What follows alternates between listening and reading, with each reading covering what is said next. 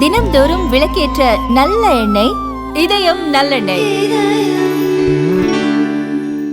Adani குழுமத்தில் LIC மட்டுமல்லாமல் முக்கிய America மற்றும் உலகின் முன்னணி காப்பீட்டு நிறுவனங்களும் முதலீடு செய்துள்ளது தெரியவந்துள்ளது.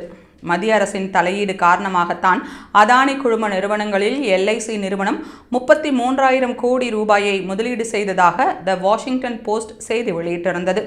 இந்நிலையில் அதானி குழுமத்தின் கிளை நிறுவனங்களான அதானி துறைமுகங்கள் மற்றும் சிறப்பு பொருளாதார மண்டலம், அதானி கிரீன் எனர்ஜி நிறுவனம், அதானி எனர்ஜி சொல்யூஷன்ஸ் நிறுவனம், அதானி என்டர்பிரைசஸ் நிறுவனம் உள்ளிட்ட நிறுவனங்கள் நடப்பு நிதியாண்டின் முதல் பாதியில் 88,200 கோடி ரூபாய்க்கும் அதிகமான முதலீடுகளை பெற்றுள்ளதாக அமெரிக்காவின் கடன் மதிப்பீட்டு நிறுவனமான S&P குளோபல் ரேட்டிங்ஸ் தனது ஆகஸ்ட் பதிவில் தெரிவித்துள்ளது.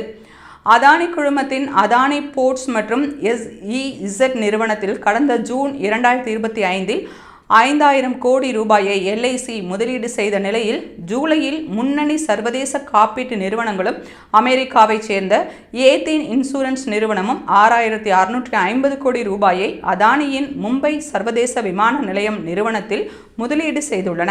அது மட்டுமல்லாமல் அதானியின் மும்பை சர்வதேச விமான நிலையம் நிறுவனத்தில் உலகின் முன்னணி சொத்து மேலாண்மை நிறுவனமான அமெரிக்காவின் அப்பல்லோ குளோபல் மேனேஜ்மெண்ட் 6,650 கோடி ரூபாயை முதலீடு செய்துள்ளதாக கடந்த ஜூன் 23ஆம் தேதியன்று தெரிவித்திருந்தது.